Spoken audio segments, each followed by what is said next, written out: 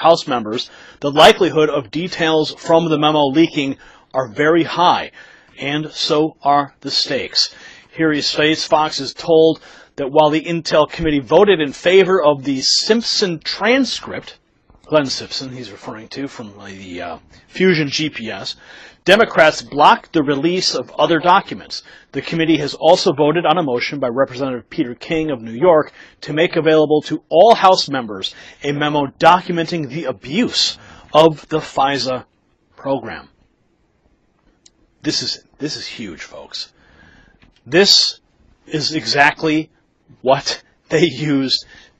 They used the fake dossier to send it to FISA so they could get the warrant, so they could open up the database to spy on President Trump. But it's not just President Trump.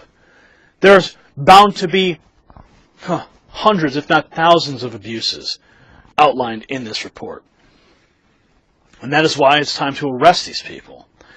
Washington Examiner's Byron York called the passage of the motion a major development. A major development. Major development in the House Intel Committee after the vote to release Glenn Simpson's transcript. Peter King offered motion to allow all House members to view a brief report summarizing committee investigation into what is called FISA abuse. Motion was approved on a party line vote. Info and report is classified, so the report will be available for House members to read in a secure room. Report contains answer to question of whether FBI DOJ used Trump dossier to secure FISA warrant to spy on Americans, plus other issues. Now the whole House can know, public still in the dark. This is huge, folks. This is huge. This report contains the answer that we have been waiting to hear. This is massive news development.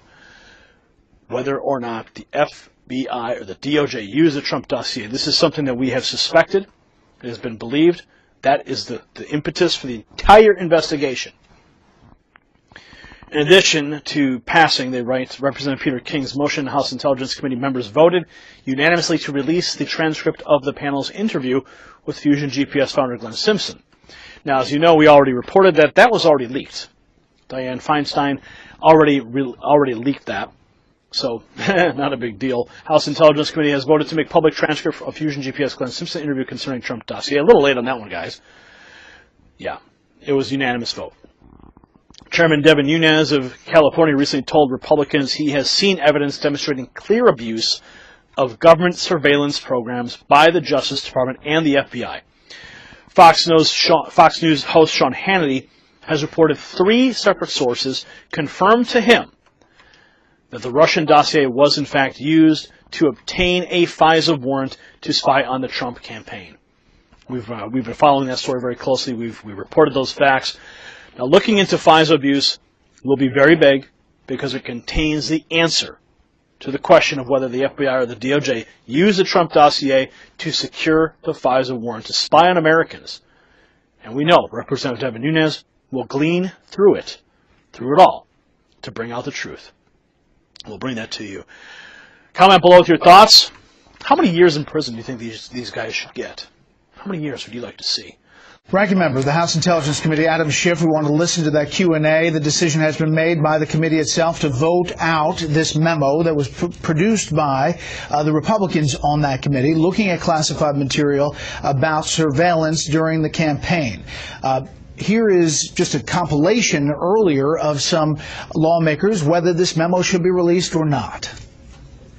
It certainly should be, but somebody should explain how utterly insignificant it is. This memo answers what I think are really legitimate questions, and I do think the FBI should look at it before it is released. So I want to play face-up poker. No, I don't want it released yet. I don't. I want somebody who's without a political bias to come in and look at the allegations that I've seen. The way the FBI conducted itself in the Department of Justice bothers me. No one at the White House has actually seen the memo, so it would be hard for us to make a decision.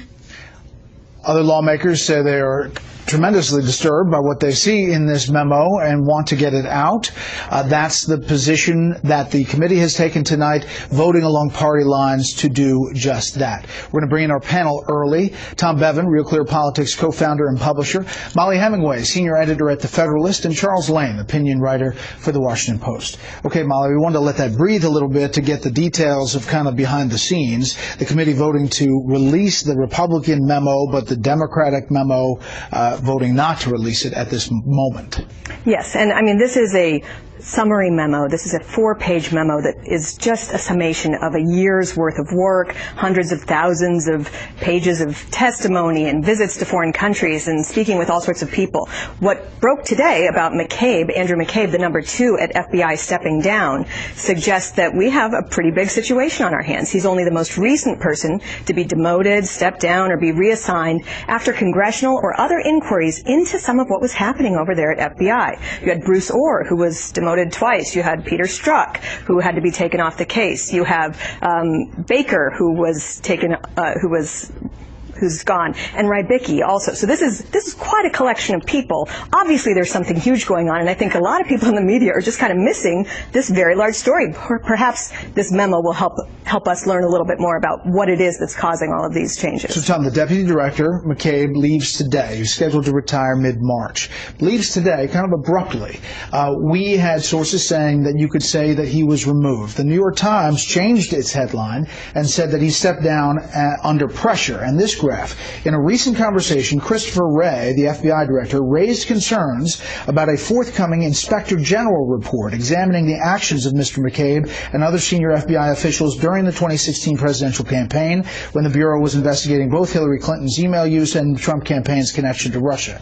In that discussion, according to one former law enforcement official close to Mr. McCabe, Mr. Wray suggested moving Mr. McCabe into another job, which would have been a demotion. All of this factoring in the day after Wray reads this memo up on Capitol Hill. And as Britt said earlier, it could be a coincidence, but at this point, it's probably safe to assume there are no coincidences with regard to this situation. I think Molly's right. This is a big deal. The fact that the number 2 at the FBI has been removed, stepped down, whatever you want to say.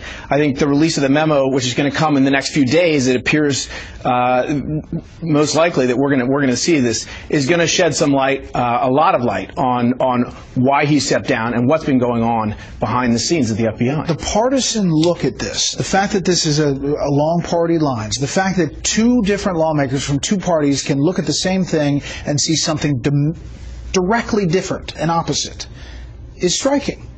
I was struck by Lindsey Graham, who said, I want someone without a political bias to look at this before it's released. And my thought was, where is he going to find that someone without a political bias? Because the situation is so polarized around this.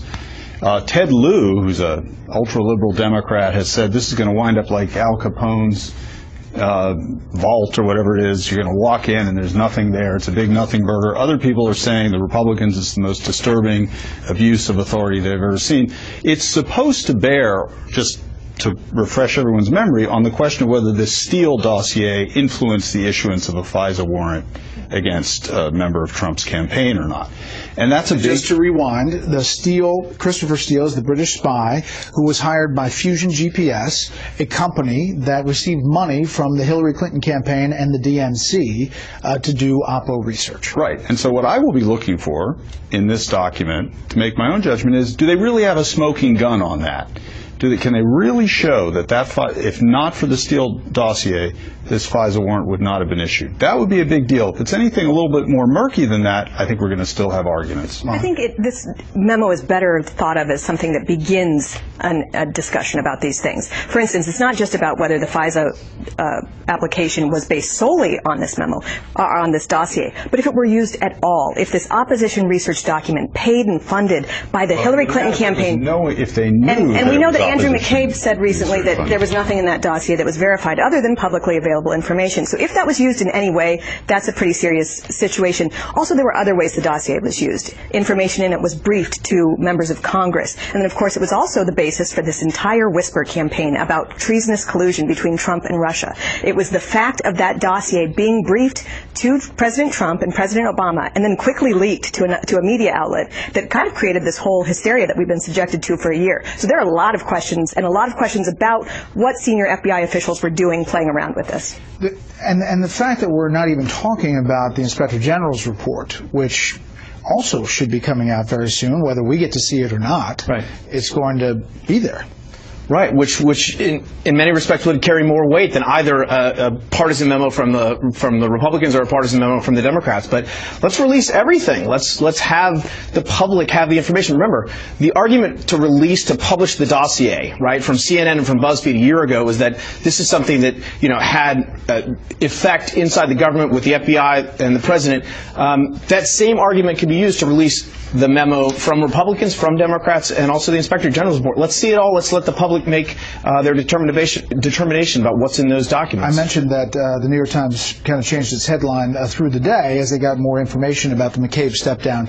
But another piece has that this memo hints towards Rosenstein, the Deputy Attorney General, as being in the target, basically, and he is the person who could get rid of Mueller. Right, and I guess the idea there is he renewed the FISA warrant after he got into office. Submitted the application. Right. Submitted the application to FISA against Carter Page. Right, which could cut either way. It could show that a member of the very own Trump administration thought it was a valid FISA warrant. So I don't know whether he's in trouble with the president or he's in trouble with the president's critics. We'll have to find out. On this point of why the interaction between the IG report and McCabe stepping down, the president, or Jeff Sessions, had been reported to be pressuring Wray very hard to get rid of McCabe a week ago.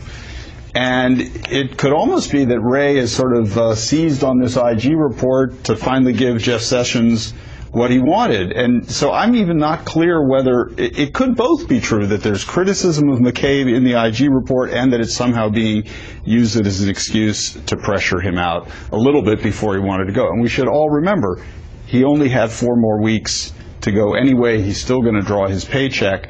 So in terms of the actual difference this makes to the FBI, it's not that great.